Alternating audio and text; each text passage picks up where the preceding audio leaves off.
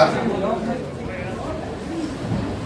आप सबका यहाँ पर स्वागत है। जैसा कि आपको पता है 2 मई 2022 से जो जन सुराज अभियान की शुरुआत हम लोगों ने की है, उसके तहत 2 अक्टूबर 2022 को पश्चिम चंपारण भितिहरवा गांधी आश्रम से हम लोगों ने जन सुराज अभियान के तहत एक पदयात्रा शुरू की रही है।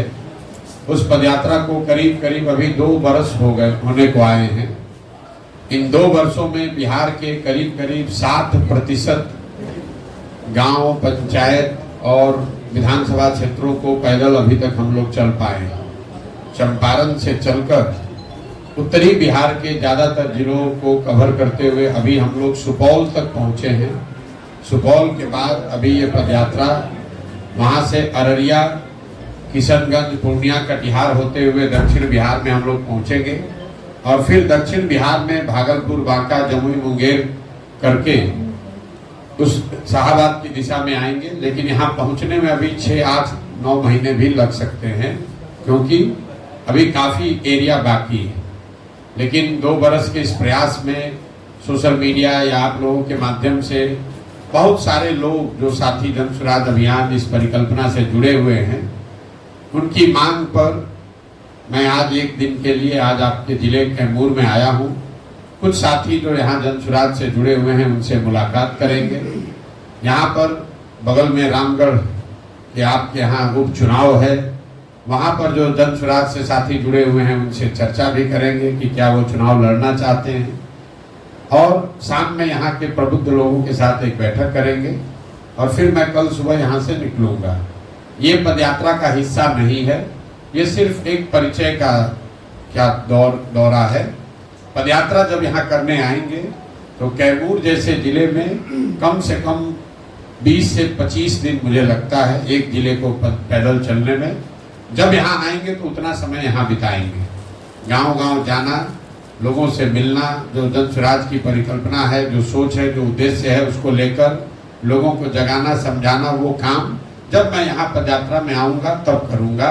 आज सिर्फ जन सुराज से जुड़े हुए साथियों से मिलना, उनके सवाल का जवाब देना, संगठन की यहाँ पर रूपरेखा क्या होगी, उनकी भूमिका क्या होगी, इस दिशा में हम लोग बात करने आए हैं। आज की यात्रा का एक उद्देश्य ये भी है कि चूंकि जन सुराज परिवार से जुड़े हुए लाखों लोगों ने मिलकर ये निर्णय ले लिया है कि 2 अक्टूबर 2024 को जन सुराज अभियान के माध्यम से जुड़े हुए लोग मिलकर एक नया राजनीतिक दल बना रहे हैं। उस दल में जिन जिलों में पदयात्रा नहीं हुई है, वहां के लोगों के, संगठन से जुड़े हुए लोगों की भूमिका, उनका योगदान क्या होगा, उसको जानने समझने के लिए भी मैं आज यहाँ पर आया हूँ। आपके प्रश्न मैं लूंगा। उससे पहले पदयात्रा का जो संक्षिप्त मेरा अभी तक का अनुभव है, उसको संक्षिप्त 5-7 मिनट में मैं आपसे साझा करना चाहता हूँ। उसके बाद आपके प्रश्न लूंगा। पूरी पदयात्रा में 2 बरस करीब 5,500 गांवों में पैदल चलने के बाद मेरा अपना मानना है कि बिहार में 3 जो सबसे बड़ी समस्या लोग बता रहे हैं। पहली समस्या है बेरोजगारी और पलायन का। ये 3 ऐसी समस्या है जिसको किसी वर्ग विशेष, जाति विशेष, समाज, गांव, जिला, पंचायत का समस्या नहीं है, सर्वस्पर्शी समस्या है। पहली समस्या है बेरोजगारी और पलायन। दूसरी समस्या है शिक्षा व्यवस्था का पूरी तरीके से ध्वस्त होना। और तीसरी बड़ी समस्या है यहाँ किसानों की बदहाली। अब जो पहली, मैं तीनों बात को थोड़ा थोड़ा आपको समझाऊंगा कि लोगों ने क्या बताया, हम लोगों ने जमीन पर क्या देखा। जो पहली समस्या है बेरोजगारी और पलायन, इस पर खूब चर्चा होती है। आप जैसे लोग ये कह सकते हैं कि भाई बेरोजगारी पलायन बहुत मुद्दा है, इसके लिए इतना दिन पैदल चलने की क्या जरूरत है। तो पहले से लोगों को पता है, बिल्कुल ये लोगों को पहले से पता है कि बेरोजगारी और पलायन बिहार में बहुत बड़ा मुद्दा है। लेकिन इन समस्याओं के विभिन्न आर्थिक, सामाजिक पहलुओं की जानकारी आपको नहीं है, जो कि पैदल चलकर दिखी या हम लोग समझ पाए। इन समस्याओं के विकरालता का अनुभव जो हम लोगों ने गांव देहात में किया, वो शायद आपको आंकड़ों में या समाचार पत्रों में जो आप पढ़ते हैं, जो नीति नियंता बताते हैं, उससे अलग है। उदाहरण के तौर पर पलायन को ले लीजिए। बिहार की सबसे बड़ी समस्या है पलायन। लोगों को लगता है कि पलायन यहाँ गरीब लोगों की समस्या है। गरीब परिवार के बच्चे मजदूरी करने के लिए, रोजी रोजगार, परिवार का भरण पोषण करने के लिए दूसरे राज्यों में जाकर काम करते हैं। लेकिन 2 बरस पैदल चलने के बाद मैं आपको विश्वास से कह सकता हूं कि पलायन यहाँ पर सिर्फ गरीबों की समस्या नहीं है। पलायन ऐसी समस्या है जो हर परिवार की समस्या है। फर्क बस इतना है कि गरीब परिवार के बच्चे मजदूरी करने के लिए बाहर जा रहे हैं और मध्यम वर्गीय परिवार के बच्चे नौकरी और पढ़ाई के लिए बाहर जा रहे हैं। लेकिन बाहर हर परिवार का बच्चा जा रहा है। अगर आपको मजदूरी करना है तो भी बाहर जाना है, पढ़ाई करनी है तो भी बाहर जाना है, नौकरी करना है तो भी बाहर जाना है, इलाज दवा कराना है तो भी बाहर जाना है। पर पलायन का असर ये है, दशकों से चलने वाले इस पलायन की वजह से लोगों के, समाज के मन में परिवार की परिकल्पना ही धीरे धीरे खत्म हो गई है। हम लोग जब गांव में जाते हैं, शायद ही कोई ऐसा परिवार मिलता है जिसमें माँ बाप, पति पत्नी, बाल बच्चे एक साथ रह रहे हो। ज्यादातर परिवारों में कोई एक ही या 2 पीढ़ी का आदमी रह रहा है, एक पीढ़ी का आदमी बाहर ही गया हुआ है।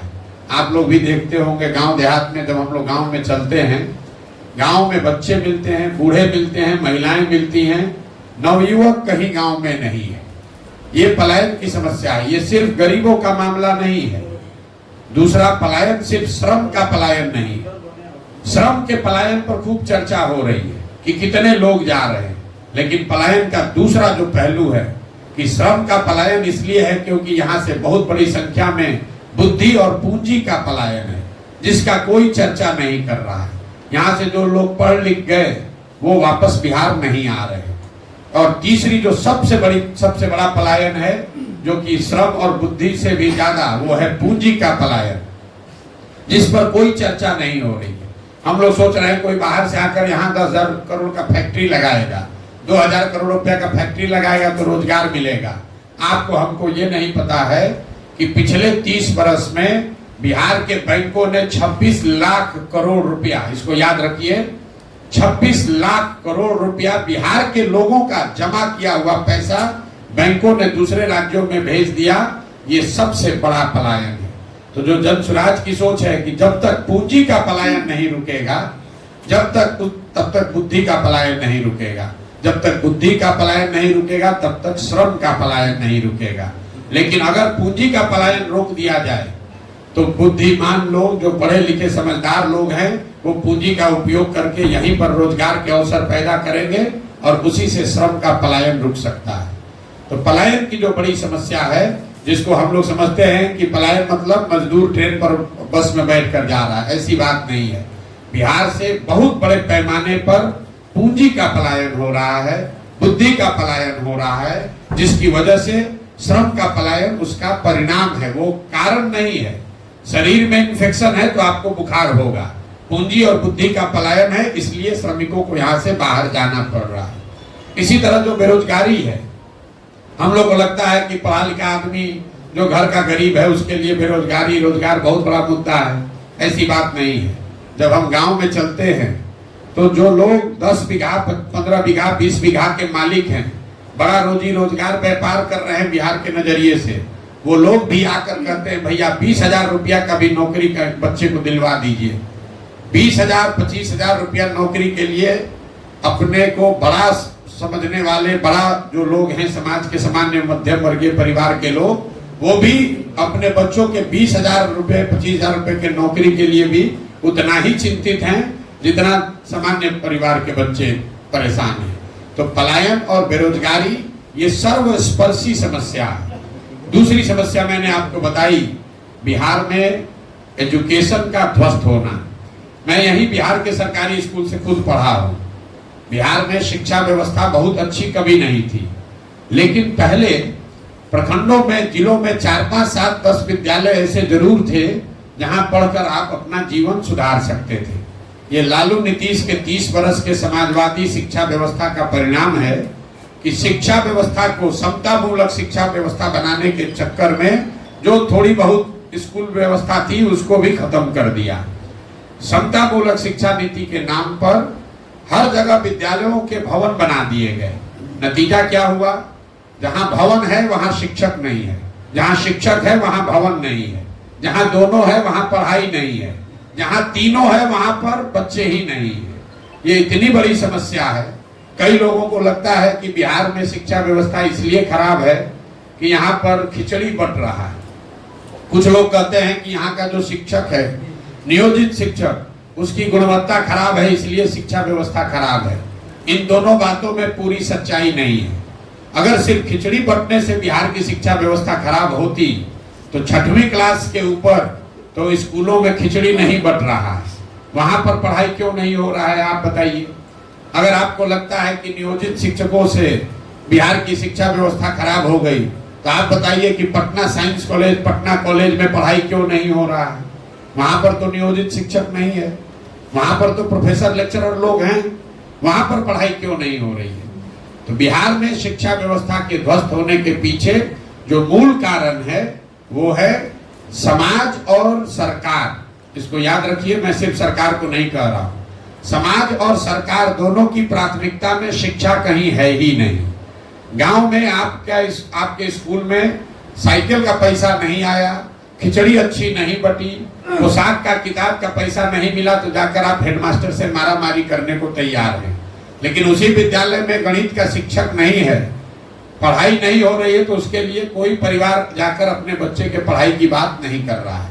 इसी तरीके से सरकार के लिए भी जो शिक्षक और शिक्षण संस्थान हैं वो पढ़ाई का जरिया नहीं है। उनके जरिए शराबबंदी का काम कराया जा रहा है, कभी उनको स्वच्छता मिशन में लगा दिया, कभी उनसे राशन कार्ड बंटवा रहे हैं, कभी उनसे वोटर लिस्ट बनवा रहे हैं। शिक्षकों से वो सारा काम कराया जा रहा है जिसका शिक्षा से कोई सरोकार नहीं है। एक बार इलेक्शन होगा तो स्कूल बंद करके 2 महीना अब स्कूल के कैंपस को इलेक्शन के लिए यूज किया जा रहा है। तो कहीं ना कहीं समाज और सरकार दोनों की प्राथमिकता में शिक्षा है ही नहीं। मैं बार बार कहता हूं कि जब नीतीश कुमार के 18-19 साल के शासनकाल का जब इतिहास लिखा जाएगा तो एक पढ़े लिखे व्यक्ति के रहते हुए बिहार में शिक्षा व्यवस्था के ध्वस्त होने को उनके जीवन शासन काल का सबसे बड़ा काला अध्याय बताया जाएगा। ऐसा क्यों? ऐसा इसलिए कि कल होकर एक अच्छी सरकार आ जाए, नीतीश कुमार हट जाए, कोई अच्छी सरकार आ जाए, संभव है कि रोड टूटा हुआ है वो बन जाएगा, नहर में पानी नहीं है वो आ सकता है, लोगों को रोजगार मिल सकता है। लेकिन जो 2 पीढ़ी के लोग इस ध्वस्त शिक्षा व्यवस्था से पढ़कर निकल गए, अब अगर एक अच्छी सरकार आ भी जाए तो भी अब उनका जीवन सुधरने वाला नहीं है। उनको पूरे जीवन हर हालत में शिक्षित समाज के पीछे ही चलना पड़ेगा। बेरोजगारी, पलायन और शिक्षा के बाद जो तीसरा सबसे बड़ा समस्या दिख रहा है वो है यहाँ के किसानों की बदहाली। बिहार में जो किसान है वो देश के सबसे गरीब किसानों में है। इसका मूल कारण क्या है? इसके मूल कारण 3 हैं जो हम लोगों ने जमीन पर देखा। सबसे बड़ा कारण है कि बिहार में आजादी के बाद बिहार देश के एकमात्र वैसे बड़े राज्यों में है जहां भूमि सुधार को लेकर कोई काम, कोई प्रयास नहीं किया गया है। पूरा जो भूमि सुधार राजस्व का विभाग है वो अंचलाधिकारियों, उनके साथ जुड़े हुए 1-2 कर्मचारी और 5-7 अटर्नी जो विशुद्ध तौर पर दलाल हैं, इन्हीं के कंधों पर पूरी भूमि की यहाँ व्यवस्था है। नतीजा क्या है? यहाँ 1/3, ये आंकड़ा याद रखिए, जितनी खेती या योग्य जमीन है उसमें 1/3 जमीन के मालिकाना हक को लेकर डिस्प्यूट खड़ा है। या तो परिवारों में झगड़ा है, या मामला कोर्ट में है, या सरकार और जो जिसके पास जोत का अधिकार है उसके बीच में लड़ाई चल रही है। भूमि सुधार के लागू नहीं होने से भूमि की, जमीन की जो प्रोडक्टिविटी है वो कम है। अगर आपके पास जमीन है भी तो आप उस पर लोन नहीं ले सकते हैं, जमीन है भी तो उसको बेच नहीं सकते हैं, उसका क्लियर ओनरशिप फिक्स नहीं है। तो आप जमीन से सिर्फ खाने का उपाय कर पा रहे हैं, उससे कमाने का कोई उपाय नहीं कर पा रहे हैं। दूसरी जो किसानों की बड़ी समस्या है वो है यहाँ जल का कुप्रबंधन। जो हम लोग यहाँ बात करते हैं कि बिहार में बाढ़ बहुत बड़ा अभिशाप है, ज्यादातर लोग समझते हैं कि यहाँ बाढ़ बहुत आता है इसके लिए खेती और किसानों की हालत खराब है। मैं एक आंकड़ा आपको बता रहा हूँ, बिहार में टोटल जितनी खेती योग्य जमीन है उसमें 50% जमीन पर ही बाढ़ का खतरा है। बाकी का जो 50% जमीन है उसमें करीब करीब आधी जमीन जल जमाव की वजह से प्रभावित है, जहां सिर्फ एक ही फसल हो रही है। बहुत बड़े पैमाने पर जो नेपाल से लगते हुए जिले हैं वहां पर बाढ़ नहीं है, वहां पर नदियों के कटाव का मामला है।